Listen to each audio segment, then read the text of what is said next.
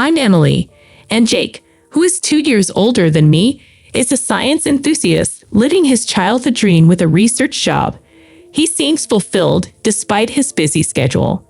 Our son, Mike, is 3 years old, sharing Jake's love for observation and experimentation. Currently, he's fixated on the goldfish he caught at the fall festival. Our daughter, Sarah, at 1 year old, is a delight with her chubby cheeks and love for food, bringing comfort and joy to our household. Life seems pretty good for our ordinary family, except for one recurring issue: dinner. As I was trying to calm down my crying daughter and finish dinner, the doorbell rang. Without hesitation, my mother-in-law entered our home. A familiar occurrence, though not always on the same day. She tends to show up around this time frequently enough that Mike hardly even notices anymore. More fried food again. That's not good, so oily. You need to take better care of Jake's stomach when he comes home tired from work. It's not good for the grandkids either, she remarks as she begins setting the table with the dishes she brought. But Mike really likes it, I weakly defend. That's because you only feed them junk, she retorts. Look, I've made a creamy vegetable stew and minestrone for you. It's important for the kids to get used to Western food from an early age, she says, setting the table with large containers of stew and minestrone, enough to last for days. I feel a pang of disappointment seeing the stew, mostly carrots and cabbage. Come on, stop daydreaming. I'll take the food you made home with me, she declares. We can't waste food. This routine has become all too familiar. Last time, she replaced my clam chowder with her fried chicken, then left without much acknowledgement of her grandchildren. As she leaves, my son's sad face tugs at my heartstrings. Don't worry, there's a little bit of meat left, I reassure him. But inside, I'm frustrated. This intrusion has become unbearable over the past year. Her unannounced visits during dinner prep time, her criticisms, and now taking our food home with her. I can't imagine her living alone since my father-in-law passed away, consuming all 3 servings. She's probably throwing it away. As I cook baby food and try to distract the kids, I can't shake off this feeling of dissatisfaction. Growing up in a family that owned a restaurant, I learned to cook for my dad and confident in my culinary skills. It's frustrating to have them negated by her overly sweet cream stew. But with Mike in the picture, I struggle to stand up to her. Jake arrives home after the kids have gone to sleep, making a face at the sight of dinner. Realizing that only Mike's share of fried chicken remains, I serve Jake a large platter of the cream stew, feeling resigned to the fact that it's what my mother-in-law always brings over. What can I do if you don't like it? I mutter, hoping for some support. Yeah, I guess, Jake replies, poking at the stew without much enthusiasm. He's always been non-committal, especially when it comes to confronting his mother. She shows up without considering Sarah's nap time and even takes away Mike's favorite foods right in front of him. Well, she's lonely since Dad died, Jake offers as if it's an excuse. That was 2 years ago. How much longer do I have to put up with this? I vent, feeling exasperated. Jake is usually reliable, but he avoids confrontation when his mother is involved. Another pointless conversation passes, and I let out a deep sigh. The only silver lining is that she hasn't suggested moving in yet. But then, tired of the same old routine, my mother-in-law says something unexpected during her usual dinner drop-in.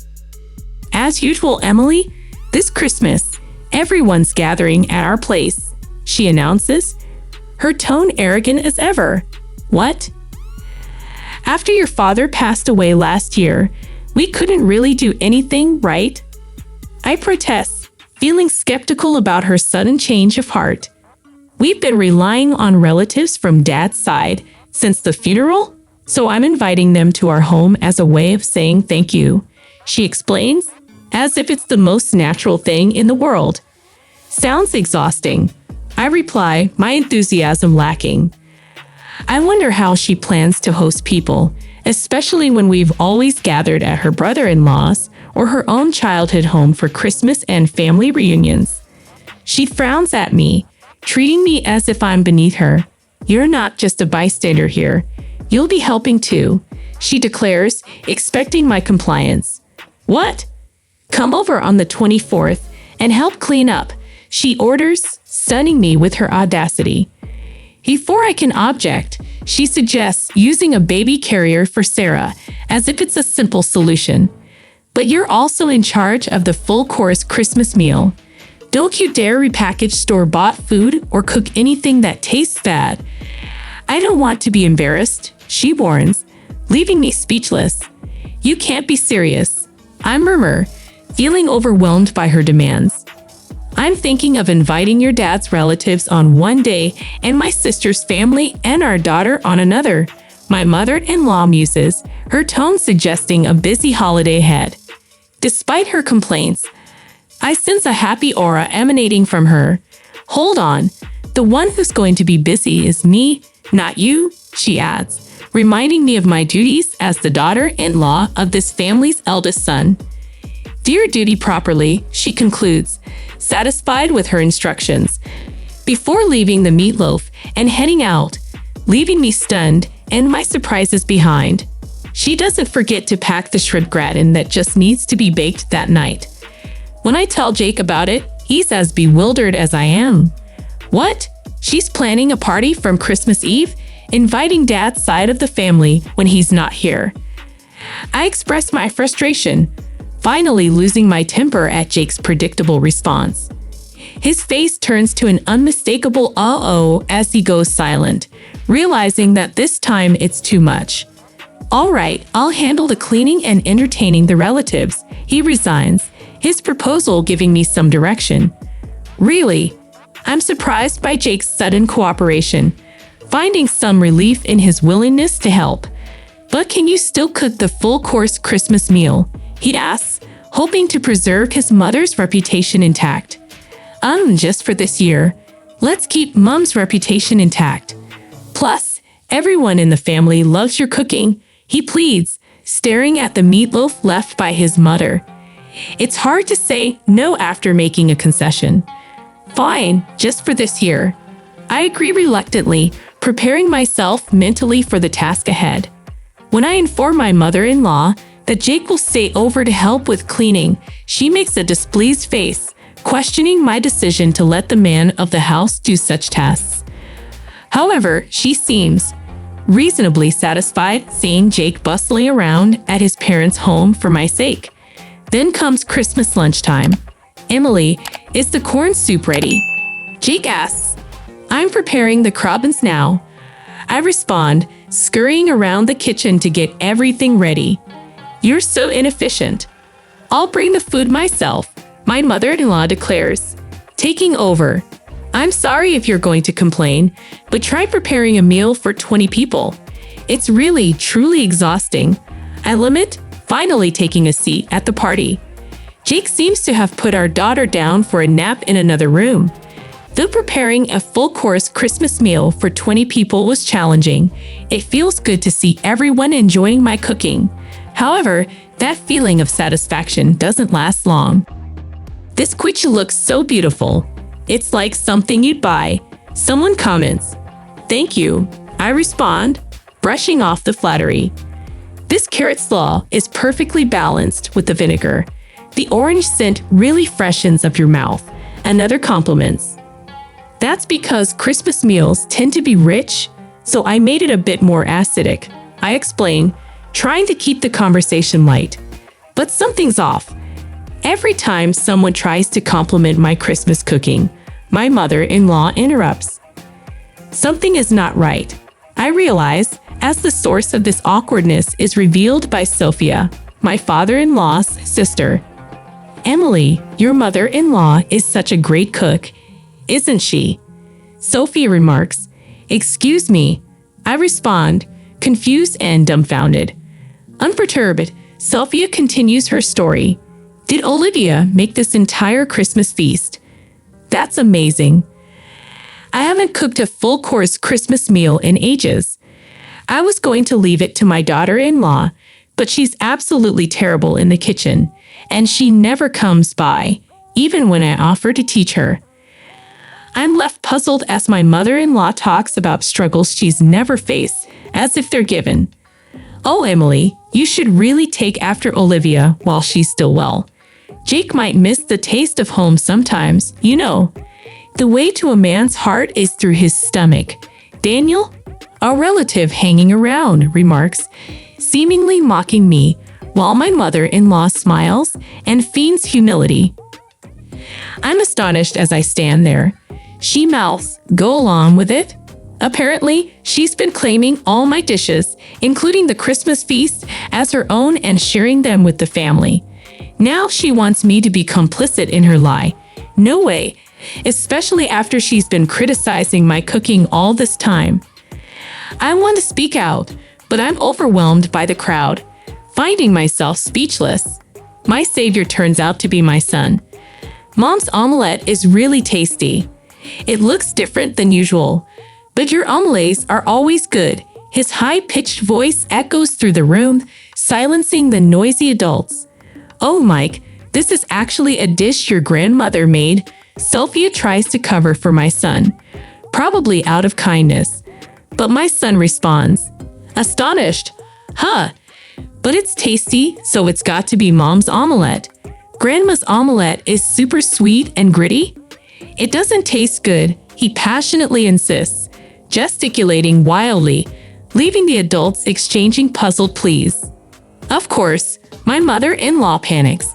"Emily, don't teach the child to lie," she chides. But I can't hold back. "Excuse me, who's the one lying here?" "Mom, am I a liar?" Mike looks up at me, his face full of insecurity. That's when I feel my blood boil. I've put up with my mother-in-law because she's Jake's mom and Mike's grandmother. But a grandmother who turns her grandson into a liar just to save face is nothing but evil. If she's going to make my child a liar, I'll become a demon if I have to. Taking a deep breath, I straighten my back. Mike is not a liar. The one lying here is you, Grandma, I declare, shocking everyone, including myself. Standing up, I point dramatically at the table. I made this entire Christmas feast, including the corn soup, everything from start to finish. Naturally, the room erupts. My flustered mother-in-law begins to panic and yell, Wait, Emily, you've been lying this whole time. Have you lost your mind?" "I'm not lying," I assert firmly. "Sophia, you said you got the pork belly stew from Grandma, right?" Sophia, now pulled into this, looks up at me surprised. "Ah, yes, it was delicious. I made that too," I reveal. "Huh, you're terrible. Stealing credit for Jake's mom's cooking and trying to set her up. You're the worst daughter-in-law," I retort, feeling a surge of anger at my mother-in-law's attempt to take credit for my cooking prowess. Then she demands the recipe for the pork belly stew. "What can you?" She hesitates. Then, as if struck by inspiration, she shouts, "It's a secret family recipe, so I can't tell you in public. You don't have to give details or measurements, just the basics." Even the relatives who were disgusted by our petty fights start to see who was in the right. "Emily, that's enough." Jake's stern voice interrupts as he appears near the door, having finished putting our daughter to sleep. My mother-in-law clings to Jake, looking like a tragic heroine. "Jake, what's up with your daughter-in-law? She's calling me a liar." "That's awful," she protests, her mouth dropping open. "Mom, you're the awful one here," Jake responds firmly. "Emily made this entire Christmas feast all day while taking care of the kids. Trying to take credit for it is pretty low." Sophia, caught in the middle, looks visibly shaken, probably recalling how incredibly sweet that stew was. Is she recalling how incredibly sweet that stew was? I wonder aloud. "Yeah, it was insanely sweet, wasn't it, Mom?" Jake explains, exposing his mother's cooking habits. "So, the pork belly stew was probably made by my daughter-in-law too. If you got any other dishes from Mom recently, They were likely made by Emily. Jake concludes, shocking everyone with his revelation. Really? Even that meatloaf? That was me. And the mapo tofu and shrimp gratin. That was me. I add, feeling a sense of validation as the truth comes out. My mother-in-law, exposed for all her lies, panics. It seems like she's given up on lying and is now trying to appeal to Jake's emotions. Why? Why are you siding with your daughter-in-law? I'm your mom, she pleads, desperate for support. I didn't want to have to say this, Mom, but I thought you were just lonely because Dad isn't here. So I've been having Emily put up with you. But this is nothing but harassment towards her. There's no reason to protect you anymore. Jake firmly dismisses his begging mother as he starts to clean up the Christmas feast.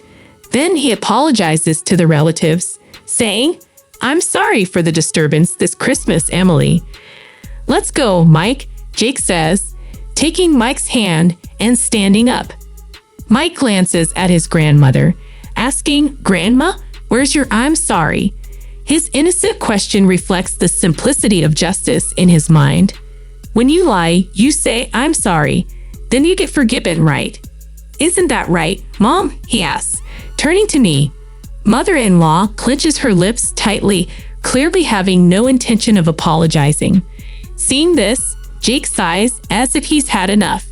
Grandma can't even say, I'm sorry, and she's supposed to be an adult.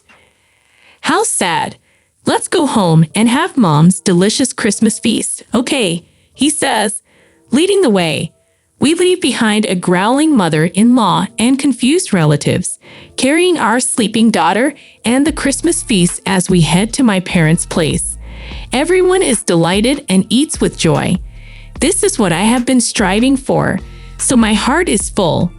Of course, Jake apologizes profusely and promises never to let us meet mother-in-law again. Apparently, the atmosphere at my house remains awkward as his relatives disperse, leaving only a sullen mother-in-law and some bland food. The next day, mother-in-law's sister and her husband, as well as Jake's sister, visit as promised. Seeing the bland food, they chuckle and say, figures. Apparently, mother-in-law's lack of cooking skills is a well-known fact among her relatives. So, you brag about hosting a Christmas feast. I wondered what magic trick you pull, Jake's sister remarks teasingly. Probably just jealous of Emily, who's good at cooking and praised by Jake and Mike. They add, sorry for the inconvenience. They say, after hearing the details from Jake. My sister-in-law thanks me for my efforts, and Sophia also calls to apologize. I'm sorry for jumping to conclusions, Emily, Sophia says. It turns out Sophia also enjoys cooking, and we bond over a recipe for braised pork belly. The misunderstanding with Jake is cleared up, and I find new friends who share my cooking hobby. I feel refreshed, enjoying a carefree Christmas. Of course, mother-in-law wasn't going to back down that easily, but I'm well prepared. As I'm making cornbread, my phone rings. It's mother-in-law. Excuse me, where are you? It's dinner time. Dear duty as a wife, she demands angrily on the other end of the line. Are you making the same mistake in coming over again? I ask, her tone growing furious. How dare you? I came here because you didn't apologize. Come home and clear the misunderstanding with our relatives. Then I'll forgive you for embarrassing me. She continues. No thanks. You'll be the one left out by the family. That won't be a problem to begin with. The one who put on airs and got shunned by the relatives was mother-in-law. I retort calmly. I've even made plans to cook with Sophia next time. I add, knowing it will sting. What? Where are you? Mother-in-law's voice grows frantic. Who knows? You think you can get away with not cherishing Jake's mom. I say, yes, because Jake and sister-in-law have forgiven me. It's okay, I say with finality. Well, wait. What? Mother-in-law is stunned, probably never imagining that I'd become close to father-in-law's side of the family. So, what now? Still got any moles left? I asked, delivering another blow. Also, I'm not returning to that house, I declare firmly. What? Yes, but the kids and I have been staying at my parents' house since Christmas. We're planning to find a new place to live now that the holidays are over. Initially, living near Mike's family was mother-in-law's strong insistence, but Jake's workplace is actually closer to my parents' house. I explain, knowing it will hit her hard. Didn't Jake tell you to stay away from daughter-in-law? But since mother-in-law can't listen better than a child, we decided to physically distance ourselves right now. Jake is the only one living there, and he'll leave once he's ready. I reveal, adding insult to injury. What? Where are you? Mother-in-law's voice trails off as I hang up. I block her number to ensure I never have to hear her voice again. 2 years later, my family happily waits for my cooking in the living room, playing around as I fry the burgers in the kitchen. My heart warms up again today, watching them eagerly await my cooking with smiles on their faces. As I plate up the burgers, I can't help but reflect on how far we've come since that tumultuous Christmas. Our bond as a family has only grown stronger, and the love and support we share have become our foundation. As I carry the burgers to the table, the aroma fills the air, and I catch the excited gleam in my children's eyes. They eagerly reach for the food, their laughter echoing through the room. Jake smiles warmly at me, his eyes reflecting the deep understanding and appreciation between us. Gathering around the table, we share stories and jokes, relishing in the simple joy of being together. The love that surrounds us is palpable, and for the first time in a long while, I feel a sense of peace and contentment wash over me. Later that evening, as we tuck the kids into bed, I pause to soak in the quiet moments, feeling grateful for the love and warmth that fill our home. And as I settle into bed beside Jake, I know that no matter what challenges may come our way, we'll face them together as a family. With a sense of peace and happiness settling over me, I close my eyes, ready to embrace whatever tomorrow may bring, knowing that as long as we have each other, we can overcome anything. The moral of the story is that honesty, integrity, and standing up for oneself are crucial, even in the face of family pressure and adversity. It emphasizes the importance of staying true to oneself, valuing one's own worth, and advocating for justice and fairness. Additionally, it highlights the significance of family unity, love, and support in overcoming challenges and building a strong, resilient bond. As we come to the end of this journey, remember that life's challenges can often test us in unexpected ways. But through honesty, integrity, and unwavering determination, we can overcome even the toughest obstacles. This story reminds us of the importance of staying true to ourselves, standing up for what is right, and cherishing the love and support of our families. So, as you go about your day, let this tale serve as a beacon of hope and inspiration. And remember, no matter what challenges you may face, you are stronger than you think. Thank you for joining us on this adventure, and until next time, stay true, stay strong, and never forget the power of love and resilience. Goodbye for now.